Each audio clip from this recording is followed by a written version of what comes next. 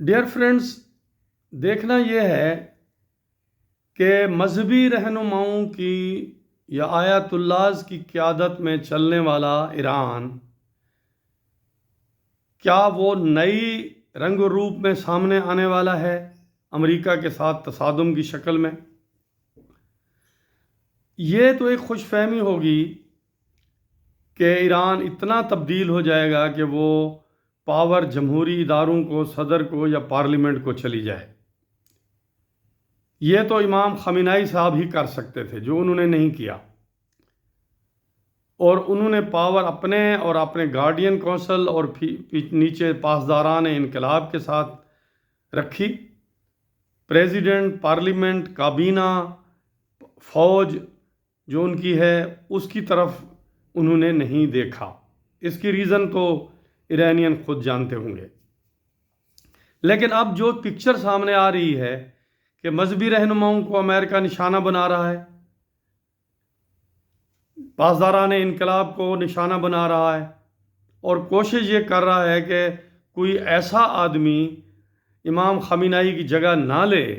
President Trump نے تو واضح کہا ہے کہ اگر کوئی لیڈر منتخب کرنا ہے ایران نے تو ہمیں ہمارے ساتھ معاملات طے کر کے کرنا چاہیے، ورنہ حزب اللہ کی طرح جو بھی رہنما بنے گا اس کی زندگی کو خطرہ ہوگا۔ اس حد تک تو مفاہمت ابھی نظر نہیں آ رہی۔ تو نظر یہ آ رہا ہے کہ اگلے 4 مہینے 6 مہینے میں یا 2 مہینے 3 مہینے میں ایران میں مذہبی قیادت کو بڑا نقصان پہنچنے والا ہے، اور پاسداران انقلاب کو بھی۔ تو نئی پکچر پیور جمہوری بنے گی؟ نہیں بن سکتی۔ کیا اختیار موجودہ پارلیمنٹ اور پریزیڈنٹ کو جائے گا؟ جی ہاں، پاور سٹرگل میں اگر وہاں کی فوج نے پریزیڈنٹ کا ساتھ دیا تو پریزیڈنٹ اور پارلیمنٹ کی طرف پاور کچھ جا سکتی ہے۔ لیکن لگتا یہ ہے کہ آنے والے اگر ہم سال 2 سال 3 سال 4 سال میں دیکھیں تو ایران روس کی ایک نئی شکل بن سکتا ہے، قوم پرست ایران۔ ایک ایسا ایران جس میں اس کی مذہبی پہچان بھی اپنی جیسی ہے ویسی ہوگی، جمہوریت کمزور ہوگی، لیکن چونکہ ہسٹری ایران کی ڈکٹیٹرشپ کی ہے، پچھلی پوری سنچری ہم دیکھیں، شاہ ایران اور اس کے بعد امام خامنہ ای، تو سٹرانگ مین کی پالیٹکس رہی ہے۔ تو سٹرانگ مین ابھی تو سامنے نہیں آیا، لیکن وقت کے ساتھ ساتھ ایک ایسی صورتحال سامنے آ سکتی ہے۔ لیکن دیکھنا یہ ہے کہ اس لڑائی میں، اس تصادم میں، کیا جو سٹرانگ مین سامنے آئے گا، ان کے آنے سے پہلے کرد اور بلوچ اور عرب کچھ اٹانومی حاصل کرنے میں کامیاب ہوں گے؟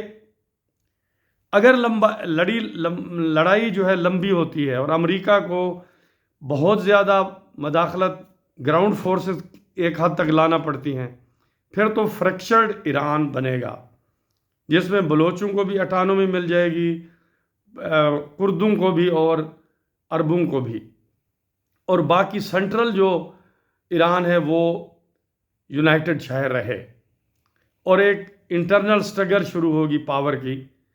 تو آگے جا کے لانگ ٹرم میں وہ ایک طاقتور ایران کے طور پہ سامنے آئے گا، لیکن جس کے پاس شاید اب کیپیبلٹیز ڈیفنس کی کم ہوں، چونکہ اسرائیل اب مسلسل لبنان کی طرح نظر رکھے گا ایران کی کیپیبلٹیز کے اوپر، اور جہاں کہیں بھی وہ اپنی طاقت ڈیولپ کرنے کی کوشش کریں گے وہ اس کو ہٹ کرنے کی کوشش جاری رکھے گا۔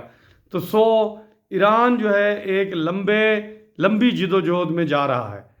آگے لمبے عرصے کے بعد لازمی ہے ایک سٹرانگ قوم کے طور پہ، ایک بڑی پرانی تاریخی قوم ہے، سامنے آئے گا۔